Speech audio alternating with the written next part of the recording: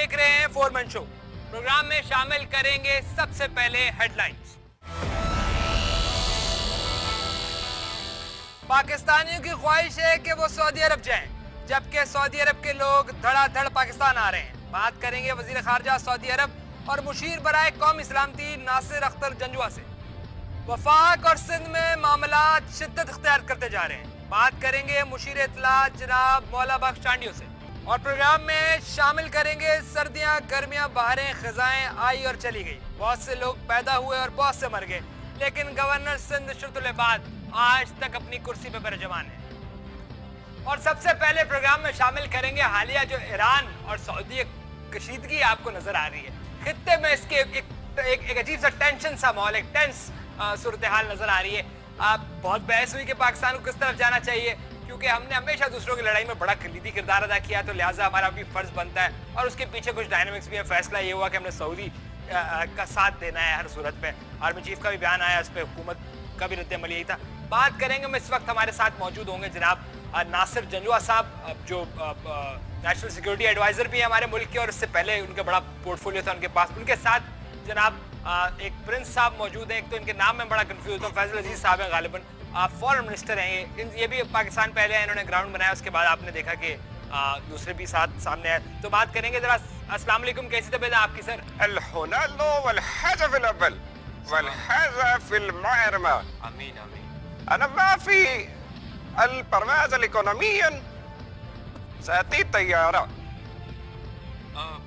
Khalid Prince फरमा रहे हैं कि ये आपकी तरह गरीब तो नहीं है कि जो इकोनॉमी क्लास में घूमे। इनके अपने तैयारे हैं, एक फ्लीट है, उसमें जहाँ इनका मुंह करता है चाबी उठाते हैं, ये किया किसी भी तैयारे में बैठ गया आगे। नहीं जंजुआ साहब, आपका भी शुक्रिया, आप साथ है, क्योंकि ट्रांसलेशन का इशू और आपको लगाया भी इस वजह से गया है कि सारे मामला देखें। जरा फरमाइएगा कि कुल्ले माफी माफी। और मेरा मतलब ये नहीं था, मैं ये कह रहा हूँ जंजुआ साहब, क्योंकि मैं इनसे मुखातिब हो नहीं सकता।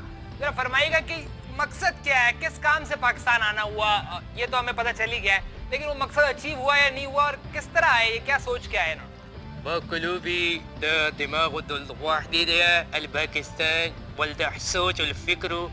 पाकिस्तान आमद दरामद 4-5-3-3-3 الباكستان الفوج الأسلحة الرشية الجنرال الأمريكا أنا सुपर पावर। क्या फरमाया जंजुआ साहब? खालिद प्रिंस ने अभी इरशाद फरमाया है कि अगर पाकिस्तान की फौज है और जो है वो रशिया का असला, और अगर जो है अमेरिका के जर्नैल, पाकिस्तान भी कर सकते हैं वैसे, पाकिस्तान के जर्नैल, सुन नहीं रहा, पाकिस्तान के जर्नैल मिल जाएं तो हम इस पूरी दुनिया का कंट्रोल हासिल कर सकते हैं। नहीं, अगर मैं ये जंजुआ साहब आपसे पूछूंगा डायरेक्टली, अगर ये इनकार कर देता पाकिस्तान तो क्या समझते हैं? वैसे बहुत सारे सीनियर तज्जियानिगार कहते हैं कि हमें इस लड़ाई से बाहर रहना चाहिए, लेकिन अगर इनकार, अब तो खैर हाँ हो गई, अगर इनकार कर देता तो उसके क्या क्या असरात होते हम पे? हमने क्यों नहीं किया इनकार? ما في دخول تقول إنكار وحيدي باكستان وضدي حيدي إيش هذا أنا ما في هذا إيش। अब प्रिंस कहते हैं कि आप इनकार तो करके देखें ना। 30 कोई लाख के करीब जो है वो पाकिस्तानी जो है वो सऊदी अरब के मुख्तलिफ जगहों पर हैं, और ये जो इतने सारे इन्होंने जो है बड़ी बड़ी कंपनियां बनाई हुई हैं। बात तो प्रिंस की भी ठीक है और दिल को लगती है। बात आपकी ठीक है, प्रिंस की भी ठीक है कि वाकई हमारे बड़े लोग वहाँ उन्होंने उनको रखा हुआ और हमारा बात ठीक है, ये बताने की जरूरत नहीं है इनको। मैं आगे चलते जरा, मेरे पास वक्त कम है, जरा फरमाइएगा इसकी क्या गारंटी इन्होंने दी है कि अब जबकि हमने इनका साथ दे दिया है तो क्या आगे हमारे मामला ठीक हो जाएंगे? हमारे लोग जो वहाँ मजदूरियाँ कर रहे हैं बड़ी अजीब सी हालतों में, उनका ख्याल रखा जाएगा, और पाकिस्तान को और किस किस्म की सपोर्ट की आपने इनसे बात की वो मिलेगी? गारंटी क्या है सर, फरमाइएगा। في الجارنتي ده باكستان ده المصدورة اللي تبقى ده الجنبي ده بليت ده هذا باكستاني كله بدني فلا بلا بلا بلا بلا ده حياة ده كله ما في تل ختم بالخير على مملكة العربية السعودية ما في गारंटी। في पाकिस्तान ما في التلور الشكار बंद एक दिन। अब प्रिंस फरमाते हैं कि बंदे का कोई पता नहीं लगता, बंदे का कभी कोई पता नहीं लगता कि आज क्या है और कल क्या है। कल देखें ना आप कहाँ थे और आज आप कहाँ हैं और मैं कहाँ हूँ। लेकिन प्रिंस कह रहे हैं कि अगर जो है वो बनने का पता ही नहीं चलता। आप देखें ना, कल जो है तलवर जो है परिंदा, तलवर के शिकार के लिए आते थे और आज सुप्रीम कोर्ट ने पाबंदी लगा दी है। कल से प्रिंस सिर्फ कां मार रहे हैं, इधर कभी इधर कां मार दिया, कभी उधर तोते मार रहे हैं, चिड़िया मार रहे हैं। तलवर तो है ही नहीं, क्योंकि सुप्रीम कोर्ट ने पाबंदी लगाई, तो बंदे का कोई पता ही नहीं चलता, सिचुएशन का भी कोई पता नहीं चलता। प्रिंस तो अभी इस कंडीशन में जंजुआ साहब के, वो अगर मुझसे कहेंगे कि मैं इनको जरा बैले डांस दिखा दूं तो मैं वो भी दिखा सकता हूँ। मतलब अभी तो प्रिंस बड़ी इस कंडीशन में आए कि हम कुछ भी कर सकते हैं और वो भी हमारे लिए कुछ भी कर सकते हैं। The condition to be fil Khalid but belly dance around the story. Habibi, I love you, I need you, Habibi, Zalin you, Halil you. Sir अगर मैं आपको कह रहे भाई, प्रिंस कह रहे अगर उन्होंने बेली डांस ही देखना होता तो वो मेरा ना देखता। आप जंजुआ साहब थोड़ी कंफ्यूजन है, मेरा ख्याल है सख्त सवाल कर ही लूं, अब तो डिसीजन भी हो गया है तो, लेकिन आवाम भी जानना चाहती है। अगर आप तैयार है सर, अगर कोई मैं प्रिंस से सख्त सवाल कर लूं? नाराज हो जाएंगे, फिर वापस नहीं आना इन्होंने, ये भी तिलोर की तरह फिर नहीं आएंगे। अभी भी सर मैंने इधर एक मिनट इधर नीचे। और जंजुआ साहब आप ये कर लीजिएगा, मैं पूछ रहा हूँ कि मुझे पूछने दें सर, मैं तो आपसे रिक्वेस्ट करके ये बात कह रहा हूँ कि अगर आप मुझे पूछने देंगे तो अच्छा हो जाएगा सर, प्लीज। खालिद देख, ये नहीं करना है तूने, तू बहुत जिद्दी है और ये सवाल नहीं करने तूने। देख कोई रेपो होती है, इस वक्त मुल्क का स्टेक है, समझे कर कोई बात।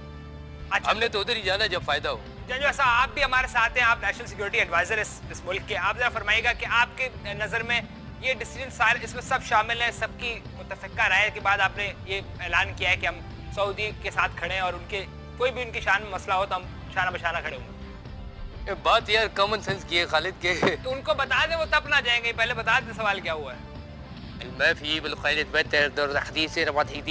पाकिस्तान, ईरान, इतनी लंबी तो मैंने बात भी नहीं की सर, आप क्या बातें कर रहे हैं? आग के दरिया तो पार के जाना तो डूब के जाना था सर।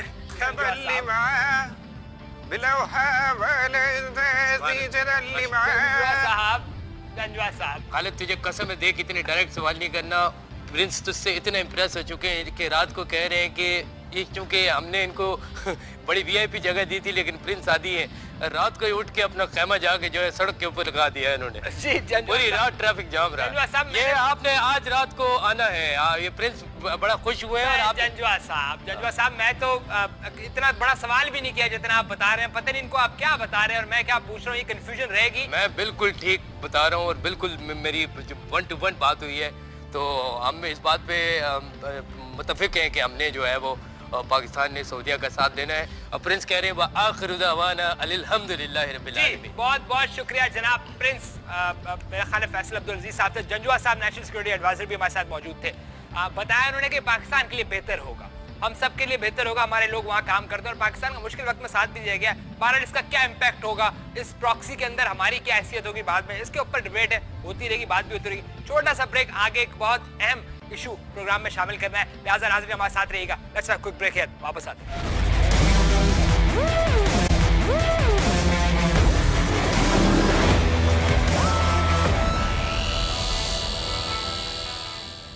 और प्रोग्राम में शामिल करेंगे कि सिंध और वफाक के मामलात शिद्दत अख्तियार करेंगे। मौला बख्श चांडी हमारे साथ होंगे, उनसे पूछेंगे कि क्या सिंध अपने मौक़िफ़ पे डटा हुआ है या कोई बीच का रास्ता नजर आता है। जनाब मौला बख्श चांडी हमारे साथ मौजूद होंगे। चांडी साहब आपका बहुत शुक्रिया, आपने हमें ज्वाइन किया। बहुत बहुत शुक्रिया काशिफ, आपने मुझे मौका दिया है कि मैं अपनी पार्टी का न सिर्फ मौक़िफ़ बयान करूं बल्कि आप हमारे खिलाफ जो साजिशों का जाल बनाया हुआ है इसको भी बेनकाब और नामुराद करूं। चांडिया साहब फरमाइएगा जरा, बिलावल साहब का भी बड़े सख्त बयानात हमें देखने को मिल रहे हैं, जरदारी साहब भी आते हैं, आपको पूरा मीडिया जो है वो मौला जट से जरा आपको मौका दे रहा है, आपको कह रहा है कि मौला जट आप तशबीह दे रहा है आपको, तो फरमाइएगा ये हो रहा क्या है सर? बात दरअसल ये है खालिद के मैं एक दलेर आदमी हूँ और मीडिया पे आकर अपनी पार्टी का मौक़िफ़ जो है वो बयान करता हूँ।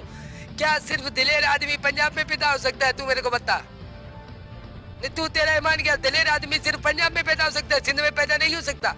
अगर मैं मौला बख्श हूँ तो मैं मौला जट भी बन सकता हूँ वक्त पड़ने पर अपनी पार्टी के लिए, मौला जट का भी। और जिसलिए ये मेरे को बोलते हैं, मैंने वो फिल्म भी देखी हुई है जिसमें दलीप कुमार जो है वो मीना कुमारी से कह रहा है कि अदी क्या मैं आपसे शादी कर सकता हूँ? सर सर वो बात तो ठीक है, आप उसको गलत तरफ ले गए। मैं ये कह रहा हूँ कि आप नहीं समझते कि बिलावल साहब जिस किस्म का उनका स्ट्रेचर है, वो जो बयान उन्होंने दिया नवाज शरीफ वो कौमी असासे अपनी माँ का जेवर समझ के ना बेच, ये सूट नहीं करता सर बयान। आप कभी जेवर बेचेंगे क्या अम्मी जी का? कोई भी नहीं बेचता। वो बिलावल ने जो बात की उसका कॉन्टेक्स्ट गलत है, उसके कॉन्टेक्स्ट में देखें इसको, उसको पर्सनल लेवल पे ना लेकर जाए, उसको देखें कि उन्होंने किस।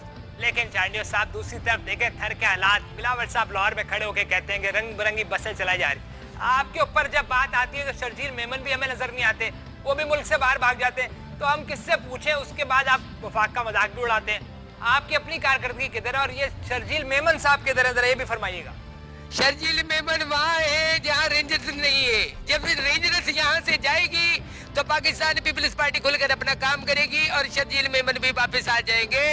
हम इसके ऊपर लगे हुए हैं। इश्तहारात जो है सिंध के अंदर है, इनके इश्तहारात कितने जाएंगे, इनके इश्तहारात कितने आएंगे, उसके ऊपर मामला चल रहे हैं। शर्जील भी आपके सामने वापस आ जाएगा। और सर ये तो हम बड़े दिनों से सुन रहे हैं, फरमाइएगा। आप कहते हैं मामला ठीक हो जाएंगे, लेकिन जरदारी साहब का भड़कता हुआ बयान आता है। जब जरदारी साहब रोज तीरंदाजी करेंगे तो मामला तो हमें ठीक होता हुआ नजर नहीं आ रहा। हद है खालिद, हद है। हमारी पीपल्स पार्टी ऐसी पार्टी है, हम कुर्बानियों पे यकीन रखते हैं, हम कुर्बानियां देते आए हैं। जब जरदारी साहब ने जुल्म और ज्यादती के खिलाफ कोई भी बयान दिया है कुछ न कुछ हो जाता है। आप देखिए अभी जरदारी साहब ने बयान दिया, साजिश हुई और थर के अंदर बच्चे जो है उन्होंने अपने आप को मारना शुरू कर दिया है। सर माजरत के साथ जुल्म की हद होती है सर। आपकी अजीब से आप लोगों का एटीट्यूड समझ नहीं आता हमें। भाई आप देखिए ना, साजिश हो रही है, हमारे लोग सर सिंध में रोज बच्चे मर रहे हैं सर। आप अजीब सी बात कर रहे हैं। बच्चे मर नहीं रहे, बच्चे अपने आप को मार रहे हैं। सयाल साहब खुद गए हैं, खुद देखा है, अति गई है, देखा है। उन्होंने ये वाज़िह तौर पे देखा है कि जैसे ही कोई साजिश होती है पीपल्स पार्टी के खिलाफ, पीपल्स पार्टी के ऊपर, वो जाके जो है थर के अंदर लोग अपने आप को मार रहे हैं, बच्चे मार रहे हैं।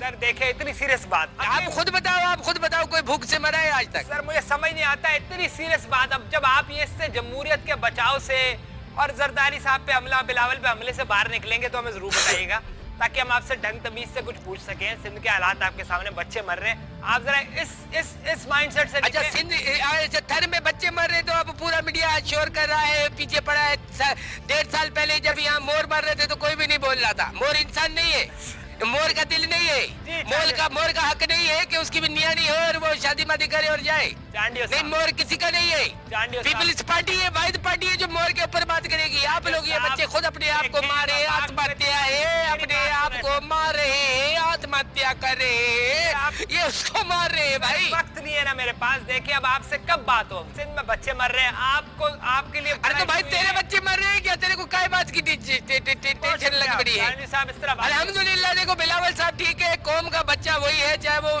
जिसका भी बच्चा है, वो इस वक्त कौम का बच्चा है। जी खातिन हज़रात, साहब हमारे साथ मौजूद थे। अब जब अगली दफा इनसे बात करने की कोशिश करेंगे तो जब ये जमहूरियत को बचा के निजाम से निकल आएंगे और जब रियल इश्यूज पे बात होगी, रियलिज्म पे बात होगी तो उनको साथ लेंगे। चांडियो साहब आपका। अरे बात सुन तेरी शक्ल के ऊपर, इसको काटे। जी खातिन, इसको क्या काटे? तुम्हारे बाप की उम्र का आदमी हूँ मेरे। इसको बदतमीज है क्या? आज के लिए इतना खातिन हज़रात, चांडियो साहब की तरफ से इतना ही। प्रोग्राम में एक छोटा सा ब्रेक शामिल। तो बेटा हैदराबाद से तू गुजर के तो दिखा आगे से, मैं तेरे को बताता हूँ।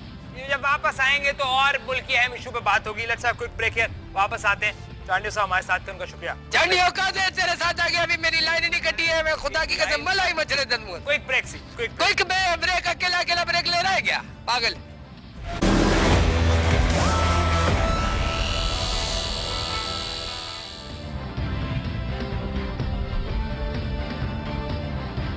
और प्रोग्राम के इस खुसूसी हिस्से में आपको एक दफा फिर खुशामदीद कहते हैं। आज पाकिस्तान की तारीख में एक नया रिकॉर्ड कायम हुआ। ये रिकॉर्ड मुल्क के कदीम तरीन गवर्नर रहने वाले गवर्नर साहब ने बनाया है। हम इशरतुल इबाद साहब की बात कर रहे हैं, जो अब तक इतनी मुश्किलात के बावजूद कई दफ़ा हमें ये महसूस हुआ कि शायद अब इशरतुल इबाद साहब को अपना जो ओहदा है वो छोड़ना पड़े, लेकिन उन्होंने हर थिक एंड थिन के अंदर अपने आप को साबित किया। इससे लोगों को इख्तलाफ भी है लेकिन वो रहे, और अब तक पाकिस्तान की हिस्ट्री में शायद सबसे ज़्यादा इस पोजीशन को सर्व करने वाले आदमी बन गए। हम आपका बहुत शुक्रिया अदा करते हैं। 13 साल हो गए। इशरतुल इबाद साहब आपको बहुत बहुत मुबारक हो। शुक्रिया खालिद। लिबास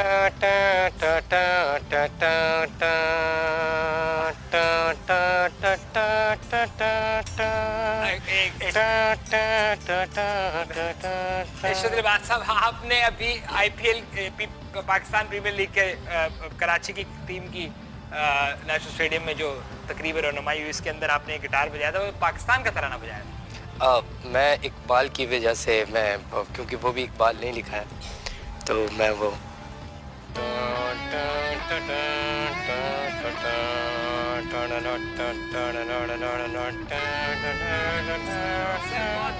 बहुत अच्छा गिटार बजाते हैं आप। मैं थपड़े भी बहुत अच्छी मार लेता हूँ, बदतमीजी के कोई सवाल नहीं करता। नहीं सर, नहीं बदतमीजी कह रही, ये आपने पहले धुन शायद कोई गलत बजा दी, आप कुछ और बजाना चाह रहे थे। ये दूसरा तराना ही था सर? पहला भी तराना था। अच्छा, पहले भी हमारे पड़ोसियों का। ये भी इकबाल की एक, मैं कहता हूँ, काविश है, लेकिन ये तराना हफीज़ जलंधरी साहब ने लिखा था, बंदरी। आपका बड़ा शुक्रिया कि आपने इतना आपने, आज हम आपसे हर एंगल से बात करेंगे, आपसे हर मौजू जो आज से रिलेटेड उस पर गुफ्तगू करेंगे। ज़रा फरमाइएगा सर, 13 साल हो गए, आप बड़ी मुश्किलात भी आई होंगी, मुबारक हो सबसे पहले तो, आपने 13 साल हर हालात में सर्व किया और बैलेंस रखा।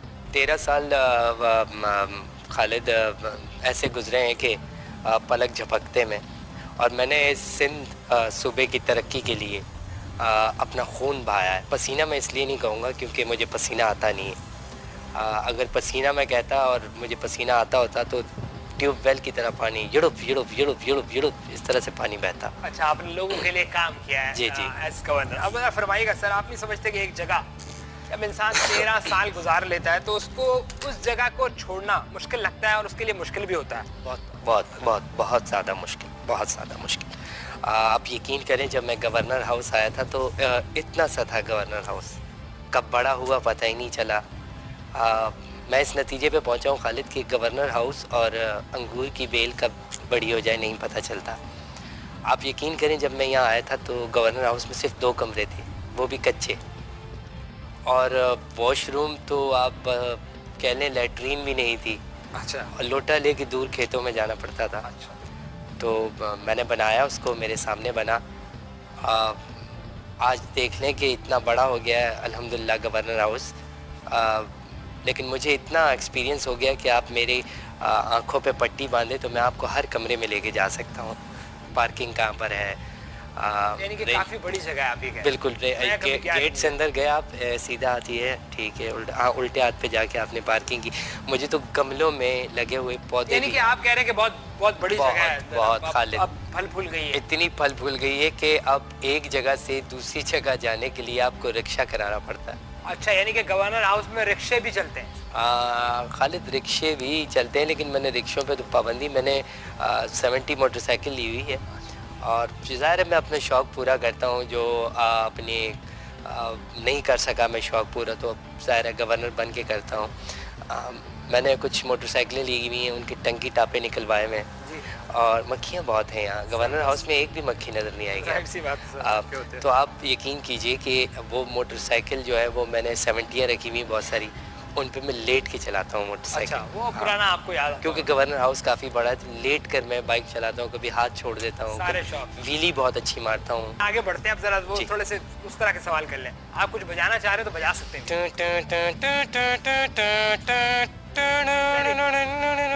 तुम नहीं समझोगी किरण, कुछ कुछ होता है। सर बड़े कमर्शियल हैं आप। सर सवालों पे आए। अब यहाँ से गवर्नर साहब, ये मैं गवर्नर हाउस के गेट पे खड़ा होकर अक्सर ये करता हूँ। इरशाद अब्बास साहब, जरा अब जरा अब हार्डकोर सवालों पे आते हैं। जरा फरमाइएगा सर, आप सुना है कि सर आप उनके बंदे? मैं तो अल्लाह का बंदा हूँ। नहीं सर, मैं उनकी बात कर रहा हूँ। उनकी किनकी? मेरा मतलब है एस्टेब्लिशमेंट के आदमी हैं। आपके ऊपर ये इल्ज़ाम है, काफ़ी लोग ये सोचते हैं शहर के अंदर और शायद इस्लामाबाद में भी। इल्ज़ामात खालिद लगते रहते हैं, और हर बड़े आदमी पे इल्ज़ाम लगते हैं। कोई मुझे उनका बंदा कहता है, वो मुझे उनका बंदा कहते हैं। मुझे समझ नहीं आती। मैं सिर्फ गवर्नर हाउस का बंदा हूँ बस, और किसी का बंदा नहीं हूँ, सिर्फ गवर्नर हाउस। कोई रिप्रेजेंट कर रहा है, आप उन्हीं के बंदे? मुझे कुछ नहीं पता, मुझे बस ये पता है कि मैं गवर्नर हाउस का बंदा हूँ। और गवर्नर हाउस कहाँ से आता है मुझे ये भी नहीं पता। मुझे सिर्फ ये पता है कि वो जो 5 स्टार होटल है जो बना हुआ है कोने में, अभी किसी और आइसक्रीम वाली कंपनी ने जो ले लिया है जी, वहाँ से अगर आप मोटरसाइकिल पे लेट के सीधा उस तरफ लेट के सर, एक तो आप कराची लेट के जैनब मार्केट की तरफ जाएं तो उल्टे हाथ पे जहाँ अच्छा। प्रोटेस्ट हो रहे होते हैं सीधे हाथ ये पे आप न्यू ईयर पे फायरिंग भी करते हो छत पे जाके? बिल्कुल करते हैं। कायदे तहरीक की सालगिरह वाले दिन भी काफी। लेकिन इसी पे आ रहा था मैं सर, आपने कहा आप आइएगा, आपको किसी मैं के बंदे नहीं है, लेकिन एमक्यूएम ने आपके लिए इतना किया, आप तो उनके भी बंदे नहीं रहे फिर। ये गलत बात है, मैं एमक्यूएम का ही बंदा हूँ। रुकिएगा एक मिनट। क्या कर रहे हैं सर? नहीं सर प्लीज, वो खुद फरमाते हैं कि, और एमक्यूएम के दीगर लोग भी यही कहते हैं कि आप उनके बंदे नहीं हैं, आप सख्त खिलाफ है, वो सामने भी आ जाता है अक्सर और बड़ा खुला आता है। मैं खालिद ये आए दिन मैं भी सुनता रहता हूँ टेलीविज़न के थ्रू, और एमक्यूएम के दोस्त समझते हैं कि शायद मैं अयाशी कर रहा हूँ। आप यकीन करें मैं कांटों के बिस्तर पे सोया हूँ इस वक्त।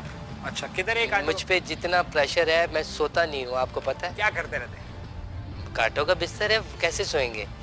इधर ये लोग नहीं मुझे अपना मानते, उधर की टेंशन अलग है उधर आप। लेकिन यकीन करें आप खालिद कि मैं बस ये कह सकता हूँ कि अपना हाथ पाँव कटवा दें। क्या हाथ पाँव कटवा दें और क्या करें बताएं मुझे। ठीक है, ये भी आपका शुक्र है कि एमक्यूएम खुद ही मुझसे लाताल्लुकी का ऐलान कर देती है खालिद, वरना कंफर्म जो हालात चल रहे हैं तो रेंजर्स जो है मुझे भी सहूलतकार के इल्ज़ाम में पकड़ सकती थी। नहीं, यानी कि आप कह रहे हैं कि अल्लाह ना करे आपके मरने के बाद भी, इंतकाल के बाद भी आपका मकबरा वहीं बनाया जाए, आप इतने ये चाहते हैं आप?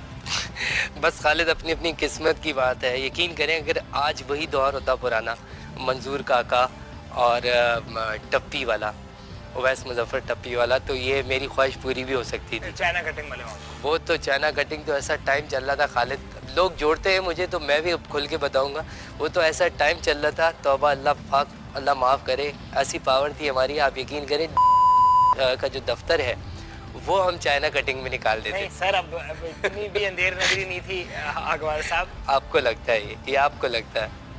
आप यकीन करें कि ये बस चांस की बात है, हम ऑलमोस्ट हो गया था काम। ये शुद्रबाज साहब छोटा सा ब्रेक लेंगे। आप ब्रेक लें, मैं जब तक रॉक आपको मैं रिफ सुनाता हूँ एक। सर सुनाए सर,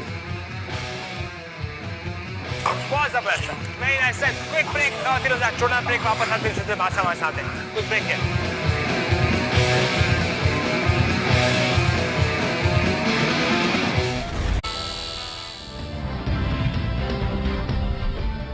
ई शार्प ये होता है, ठीक है सर। डी मेजर मैं क्लास लेने आऊंगा। नहीं, डी मेजर ई शार्प। अब जैसे वो कोई गाना बताया आपको, मैं आपको बताता हूँ जैसे वो नहीं है, देखे जी वेलकम बैक खातिन हज़रात। ये देखें शुद्रबाज साहब हमारे साथ मौजूद है, तवील अरसे तक गवर्नर रहे। पूछ रहे हैं क्या ऐसी गिद्दड़ सिंगी इनके पास जो ये सारे मसाइल से निकल भी आते हैं और वहाँ पर मौजूद भी रहते हैं हमेशा, हालांकि काफ़ी मामलात खराब होते हैं कभी कभी सूबे और वफाक के बीच। मैं जरा वो धुन में फंसा हुआ हूँ और मेरे दिमाग में भी तक चल रही है वो। बजाएं सर, बजाएं, जान छुड़ाएं। ओ जान जान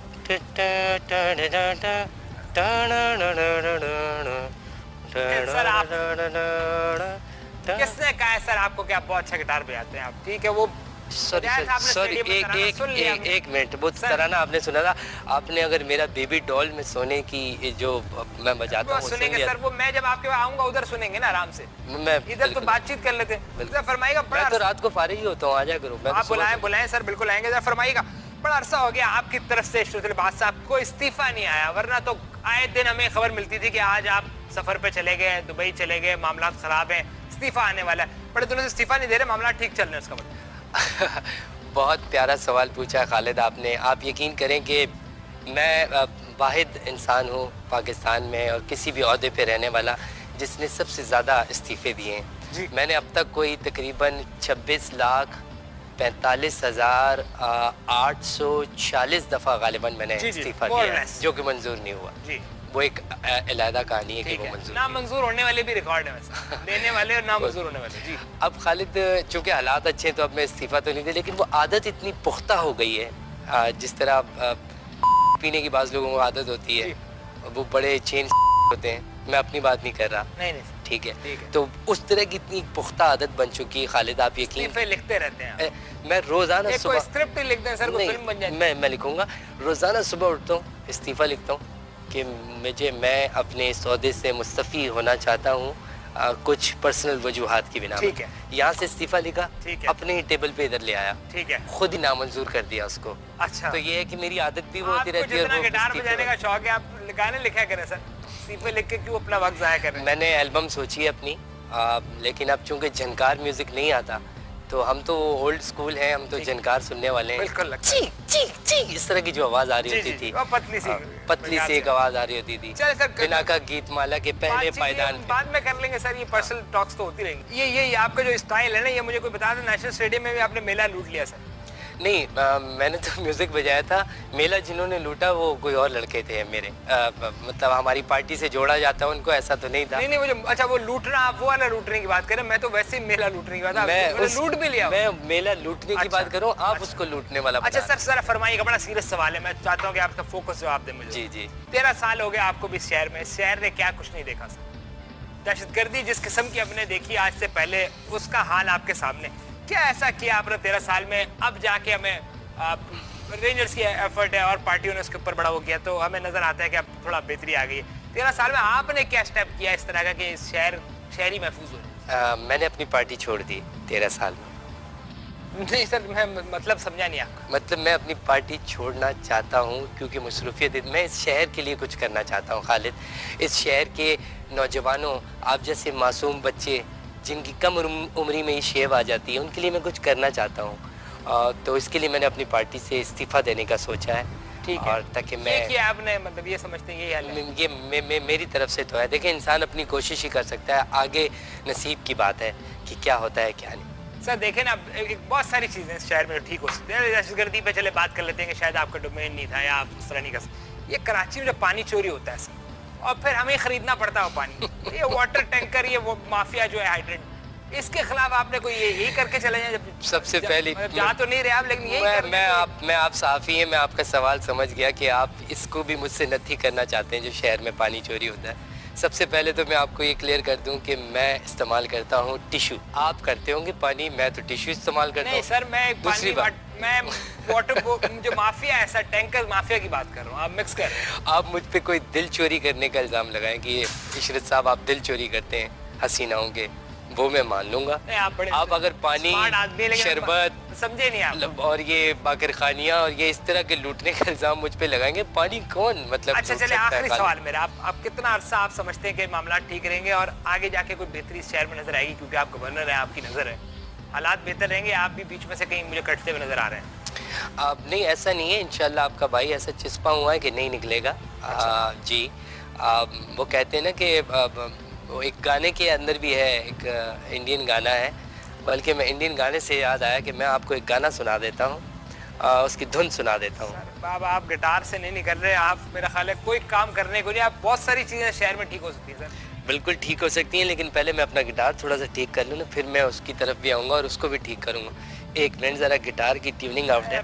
अच्छा सुनेंगे, कौन सा गाना सुनेंगे? सर मैं तो सुनता ही नहीं हूँ गाने से, गाने ही नहीं सुनते, तो ये जो 2 कान आपने रखे हुए हैं, इसका बिला फालतू में दे रहे हैं। चलिए आप सुना दें। अब आप मेरे मेहमान हैं, आपको मैंने 13 साल की। नहीं, अगर मैं आपका मेहमान नहीं भी होता तो आपको मुझे इज्जत ही देनी पड़ती। बिल्कुल सर, आपकी एज भी है ऊपर से, आप फरमाएं। एज नहीं है, आप समझ नहीं, मेरे ख्याल में आप 3-4 सालों पहले वाला मामला भूल गए। नहीं, जब आप खौफ किया, सब मैं कहना नहीं चाह रहा। प्लीज गाना सुनाए सर, बस प्रोग्राम का वक्त खत्म हो गया। मैं बिल्कुल बनाता हूँ। आपके यहाँ पर आप कुछ उस दिन बता रहे थे, कोई उमैर मोटा के कोई बता रहे थे यहीं रहता था कोई? नहीं सर, नहीं, मुझे तो कुछ नहीं पता। फैसल मोटा? जी जी ठीक है, चले मैं आपको सुनाता हूँ। सर जल्दी सुना दे सर, मैं खुदाफिज करूँ। इन आँखों की मस्ती के इन आँखों की मस्ती के मस्ताने हजारों। जी जी गवाना साहब, मस्ताने हजारों। बड़ा मेहंदी असर लगे जी। ख़वातीन और हज़रात, जनाब इशरत अब्बास साहब तवील अरसे तक इस सूबे के गवर्नर रहे और अब भी है, और उम्मीद करते हैं कि अब ये थोड़ा सीरियस इशूज़ पे भी आएंगे। और गिटार भी बहुत अच्छा बजाते हैं, आपको बजा के दिखाया, हर महफिल में तकरीबन आजकल बजा रहे हैं, सोशल मीडिया पे बड़े हिट हो रहे हैं गिटार। की जाना जी ख़वातीन हज़रात, इरशादुल बादशाह वहाँ मौजूद थे। उम्मीद करते हैं कि अगले आने वाले जो वक्त है उसके अंदर शायद ये इस सूबे के बारे में भी कुछ सोचेंगे। एक मिनट, मैं आपको बताऊं कि मैं इतना अच्छा गिटार बजाता था, जैसे गिटार बजा के लोग शीशे तोड़ देते हैं, गिलास तोड़ देते हैं, मैं इतना ज़बरदस्त गिटार बजाता था कि सामने बंदा खड़ा होता था, मैं गिटार बजा के जैसे यूँ करता था उसके जेब से मोबाइल उड़ के दूर गिरता था। जी ख़वातीन हज़रात, आपने देखा इरशादुल बादशाह साहब अगली दफ़ा जब दोबारा हाजिर होंगे तो आपको बताएंगे इस सूबे और इस मुल्क के चप्पे चप्पे में क्या खबर ऐसी है जिसका आपका जानना जिसके लिए बड़ा ज़रूरी है। आज के लिए इतना ही। That's all for today. आप आए ना, कभी चक्कर लगाए आप गवर्नर हाउस? सर बुलाएं, सर आ जाएंगे, हमने क्या क्या। वो आपके साथ एक खातून होती थी, वो तो अक्सर आती थी। जी